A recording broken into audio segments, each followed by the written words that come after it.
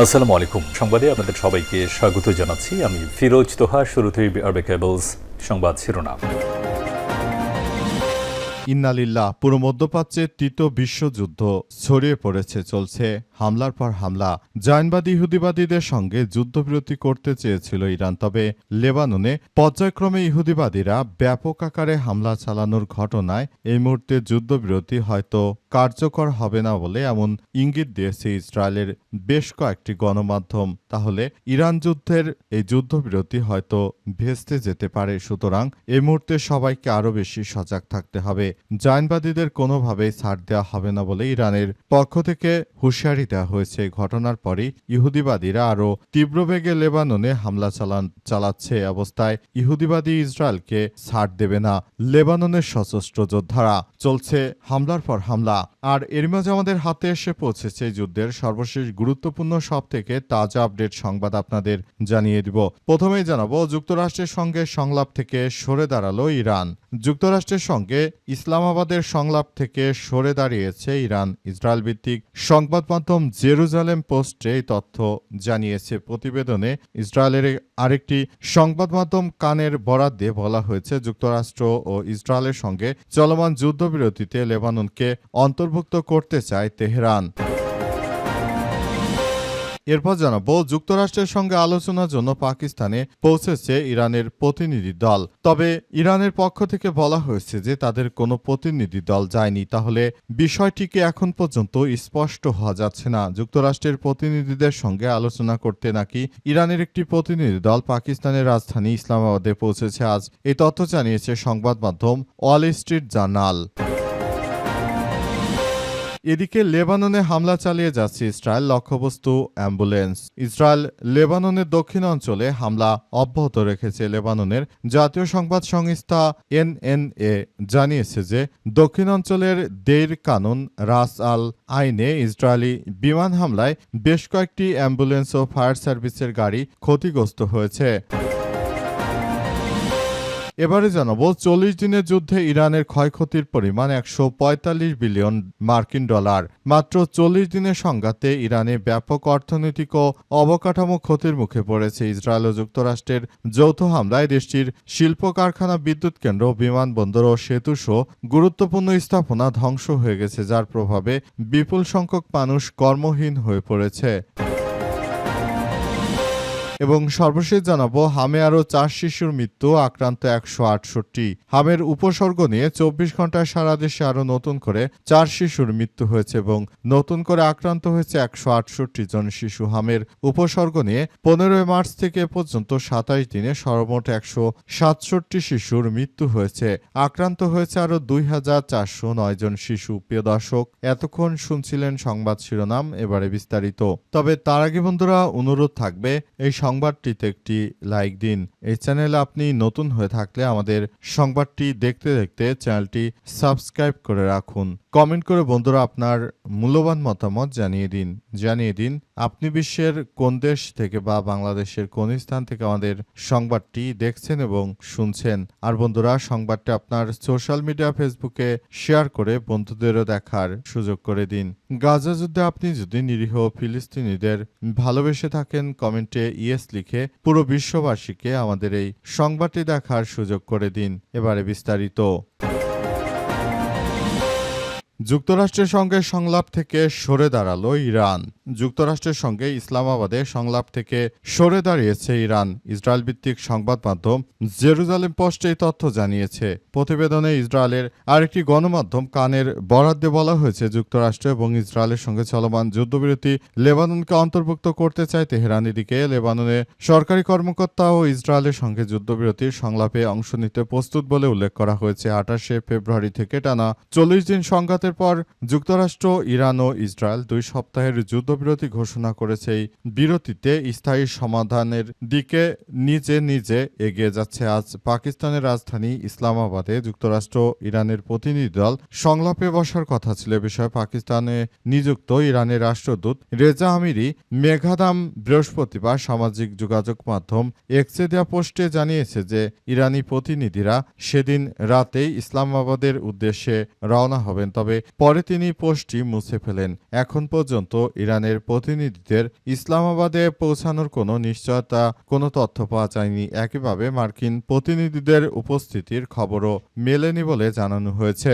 তবে বেশ কয়েকটি গণমাধ্যম দাবি করেছে যে ইরান থেকে পৌঁছে গেছে পাকিস্তানে ইরানের প্রতিনিধি দল। তবে এখন পর্যন্ত মাঠ পর্যায়ে কাউকে পাওয়া যায়নি। তবে মনে করা হচ্ছে যে হয়তো খুব দ্রুতই তারা পৌঁছাতে পারে, এমনটাও হতে পারে, কারণ এই মুহূর্তে পরিস্থিতি যেদিকে যাচ্ছে বলা যাচ্ছে না যে আসলে ঘটনাটি আসলে কি হতে যাচ্ছে এবং এই ঘটনা আসলে সবার জন্য কতটা শিক্ষণীয় বিষয় হবে সেসব বিষয় নিয়ে এখন পর্যন্ত আমরা স্পষ্টভাবে কিছু বলতে পারছি না।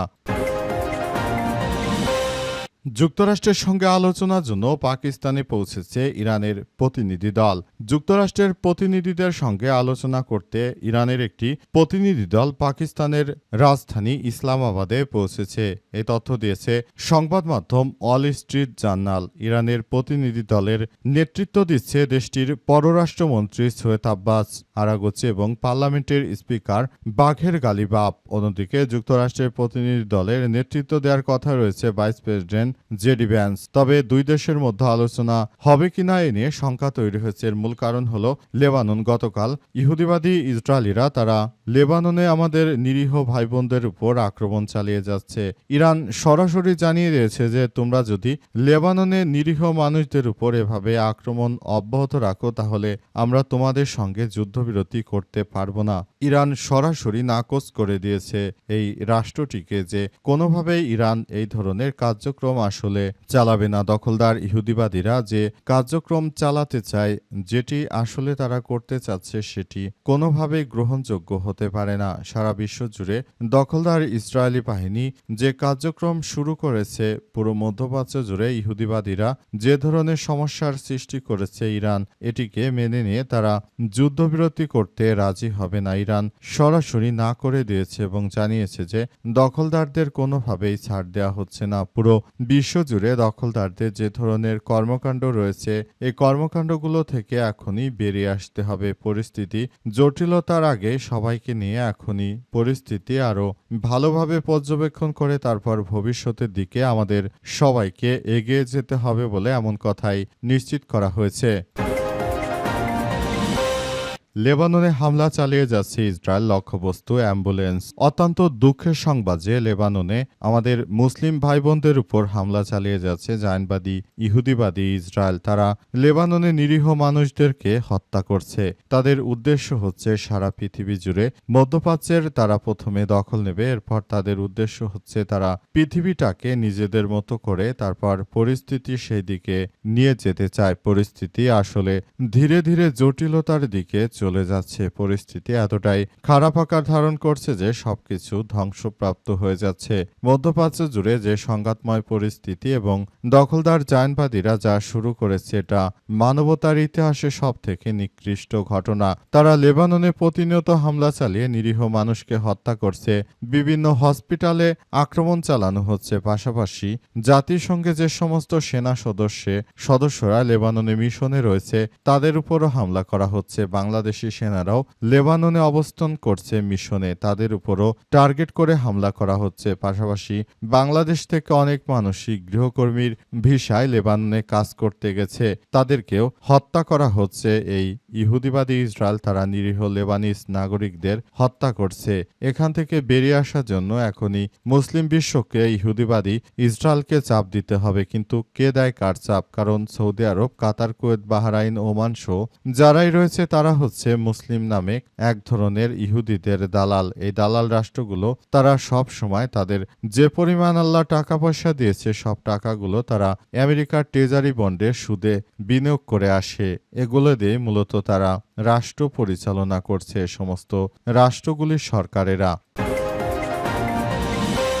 40 দিনের যুদ্ধে ইরানের ক্ষতির পরিমাণ $145 বিলিয়ন।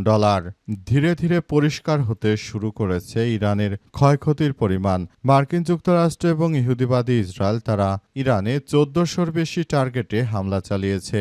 14,000-এরও বেশি টার্গেটে তারা হামলা চালিয়ে সেগুলোকে ধূলিসাৎ করেছে। এর ফলে ইরান তীব্রবেগে আসলে অনেক সমস্যার মধ্যে পড়ে যাচ্ছে। রাষ্ট্রটি এমনি দীর্ঘদিন ইরানের উপর মার্কিন নিষেধাজ্ঞা থাকার কারণে ইরানের সঙ্গে কেউই বিশ্ব থেকে বাণিজ্য করতে পারেনি। সুতরাং এখন একটাই সমস্যা, সেটা হচ্ছে ইরান আসলে এই পরিস্থিতি কিভাবে মোকাবেলা করবে, ইরান কিভাবে এই অতিরিক্ত অর্থের উৎস কোথায় পাবে।